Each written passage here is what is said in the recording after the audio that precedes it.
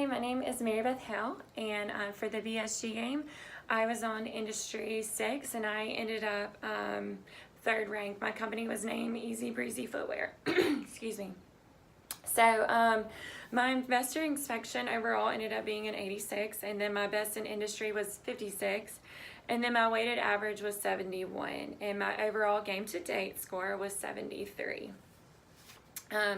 So going into the BSG game, I was kind of freaked out, nervous about what strategy to employ. You know, there's so much information we're all having to absorb and trying to obtain to figure out what strategy is best. So I was like, okay, I'm going to pick one. And the strategy that I felt best at the time was to employ a global differentiation strategy that sets the company's footwear apart from rival brands based on different attributes.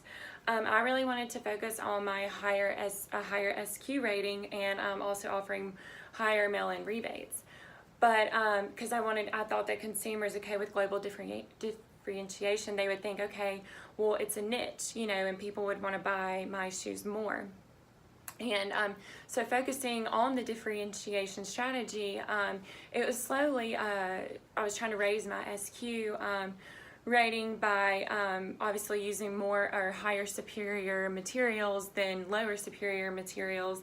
And then from that, I had to look at, okay, my reject rates, and then I had to compare that with what I was doing in how my facilities and my equipment was working with that. So my first year reports, year 10 through year 13, they were good. I mean, they kept rising. My earnings per share was $2, and then to year 13, it was $4.69 was my earnings per share. And my return on equity even rose to 26.4%.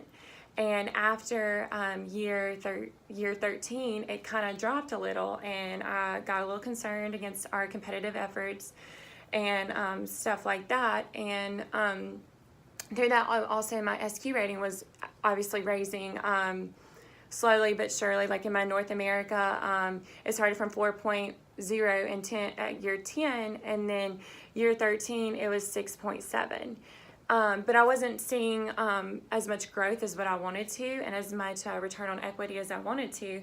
So through that, I switched also in that, I wanted to, for year 10 through 12, I wanted to kind of get into the private label segment to see, okay, I can get more sales, and then maybe, you know, consumers would hear, and then they would want more of my shoes. And also I didn't feel like a lot of competitors were in that segment. So after I got to year 13, I started going down and with my numbers, and I was kind of wondering what in the world, you know, trying to research and figure out where I was going from here. And from that, I concluded that I needed, my ending strategy was going to be, I don't have a consistent competitive strategy.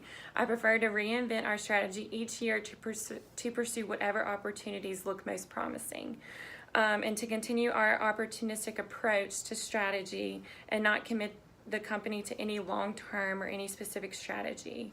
I preferred a strategy for a year approach basis. So I didn't want to set myself to, okay, I'm only going to do this or I'm only going to do that.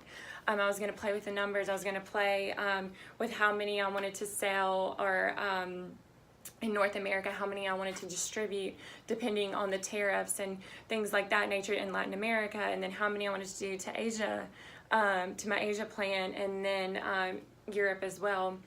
And through that, my numbers started to climb again, because year 14 it dropped, and it dropped. My earnings per share from year 13 was $4.69, and then my earnings per share for year 14 was $3.02. And I was like, no way, this can't happen. So then I applied my strategy where I wasn't going to have one. I was just going to see what the competitive efforts were, what they were doing in our industry, and then see where how my company can go on a defense strategy, but also offensive as well.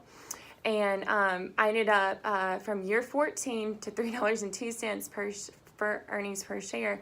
I went to year 18 ending to $6.72 per share. And If I was to go back, because I stayed consistent with third rank, I never could get my numbers up and how much I was shipping out, and then my SQ rating up to be enough for my growth to be more than just third place. If I was to go back and do this BSG in my shoes, I would do more models because I had very limited models. I was only pushing out 150 to 200, 250 at max. I would go back and redo and have more models. I would look at my prices. I wouldn't sell as high as what I did, and I would employ, a consistent competitive strategy. I would study those competitive reports that are given, and I would look and see how it would, how my company would be profitable. Thank you for listening to my BSG strategy.